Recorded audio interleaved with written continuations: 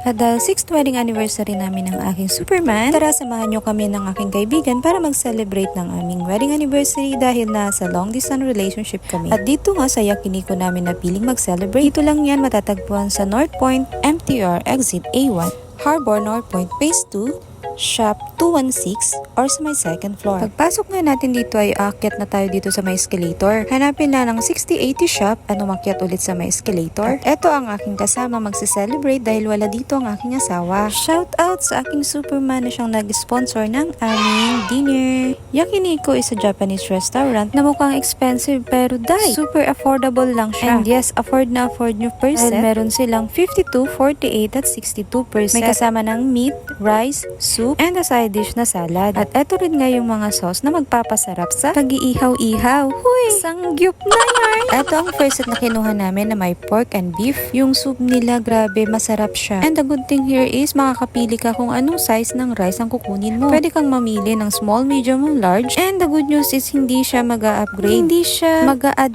sa price ng in-order mo. Same price pa din siya. So, kapag matakaw ka sa rice, huy, mag-large ka na. Sa case ko ay nag-medium lang ako baka kasi hindi ko maubos yung kanin. Pero guys, sobrang nagsisi ako. Nag-large na lang sana ako. Etong kaibigan ko naman ay small lang siya dahil busog daw siya. Pero grabe yung enjoy namin dito. At ang set pala na isang kinuha namin ay pure beef. Same size din ng rice.